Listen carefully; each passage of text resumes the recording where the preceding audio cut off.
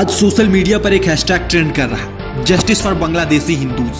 भारत में लोग गुस्से में हैं, नाराज हैं और होना भी चाहिए, क्योंकि अगर कहीं किसी भी धर्म के लोगों पर जुल्म होता है तो आवाज उठनी चाहिए। लेकिन आज सवाल सिर्फ बांग्लादेश का नहीं है, आज सवाल हमारा भी है।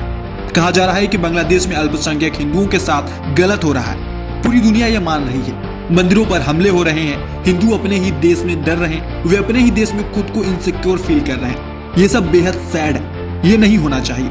लेकिन प्लीज स्टॉप। क्या हमने खुद अपने देश में भी कुछ ऐसे होते नहीं देखा?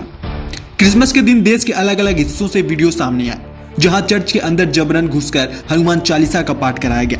कहीं सैंटा बने लोगों से बदतमीजी हुई, कहीं कहा गया ये देश हिंदुओं का है, यहाँ वही होगा जो हम चाहेंगे। अब सवाल ये है, अगर यही बात कोई बांग्लादेश में कह दे तो हम उसे अत्याचार कहते हैं, तो भारत में वही बात सही कैसे हो जाती है?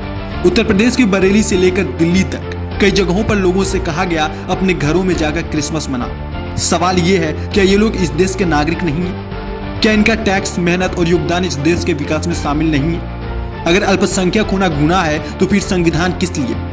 भारत का संविधान कहता है हर नागरिक को अपने धर्म मानने, न मानने और मनाने की आजादी है। फिर ये तय करने वाले हम कौन होते हैं कि कौन कहां क्या मनाएगा? आज हम बांग्लादेश के बहुसंख्यकों को दोष दे रहे हैं सिर्फ इसलिए कि वहां हिंदुओं पर बहुसंख्यक अत्याचार कर रहे हैं। क्या सिर्फ इसलिए कि वे हिंदू हैं? Please stop. ये देश बर्बाद हो जाएगा। तुम अपने ही देश के लोगों को अपना नहीं मान रहे हो।